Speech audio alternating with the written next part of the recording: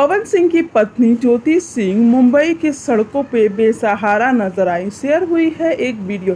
क्या है इस वीडियो की सच्चाई, मैं आपको आगे बताने वाली हूँ। तो पहले यही कहूँगी कि मेरे चैनल को सब्सक्राइब कर दे, वीडियो को लाइक किए बिना बिल्कुल भी ना जाए। जी हाँ, इस समय पवन सिंह और ज्योति सिंह जी की चर्चा थोड़ी कम हो रही थी।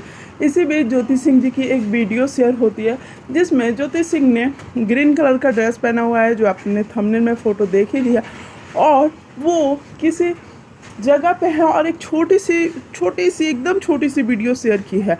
और कुछ लोगों का मानना है कि ये मुंबई के सड़क की वीडियो है, लेकिन ऐसा नहीं है।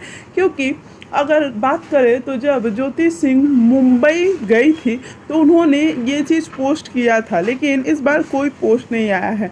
अगर ज्योति सिंह मुंबई भी जाती हैं तो वो पवन सिंह जी के पास नहीं जाएंगी, इतना तो सबको पता है। क्योंकि अभी भी इनके डिवोर्स केस का कुछ फैसला नहीं आया है।